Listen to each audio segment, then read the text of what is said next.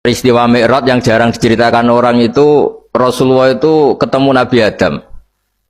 Dan Nabi Adam itu disebutkan di sini faidan an yaminihi aswidatun wa an yasarihi aswidatun.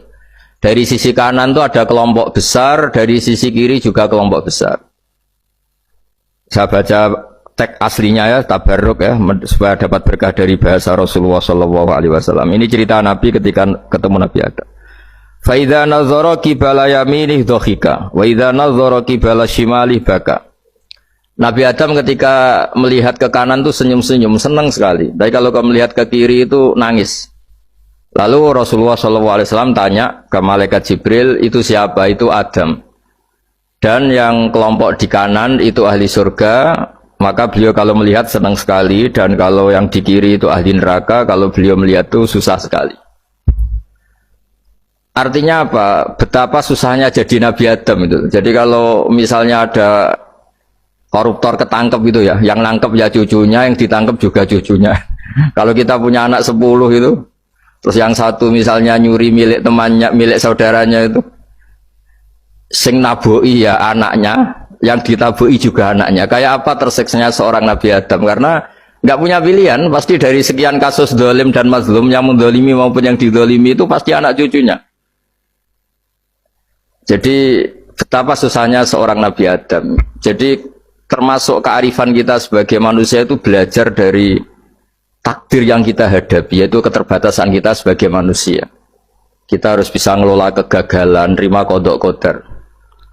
Makanya kata Mbah Mun, abahnya Gus Hasin itu sering cerita ke saya, iman itu paling dhuwur itu iman kodok kodar, khairihi wa syarrihi minallah. Kita harus punya kesiapan iman khairihi wa syarrihi minallah.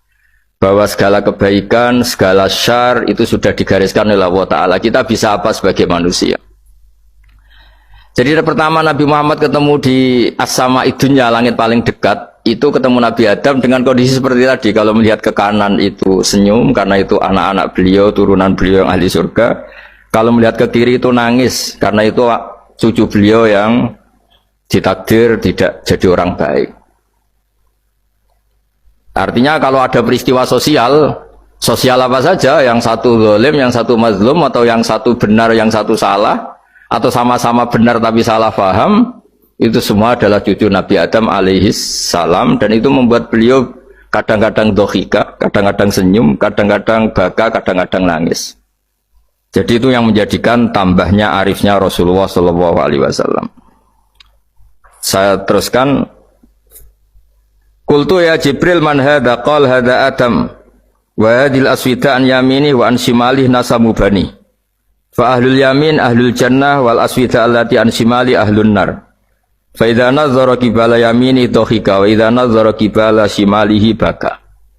Itu seperti misalnya kita punya anak 5, yang satu sukses jadi profesor doktor atau jadi orang alim, yang satu sekolah saja agak naik, misalnya sudah agak naik, ngentekno dunya itu nghabiskan harta itu kan. Tapi barokahnya itu mungkin kita mau jadi sombong tidak jadi gitu, karena punya anak yang nggak sukses. Mungkin barokahnya punya anak nggak sukses itu meredam keangkuhan kita, terus kita menjadi orang yang sopan dengan tetangga, dengan orang lain karena dipaksa punya hal-hal yang seperti itu. Jadi semua yang ditakdir Allah kalau kita ridho itu pasti baik.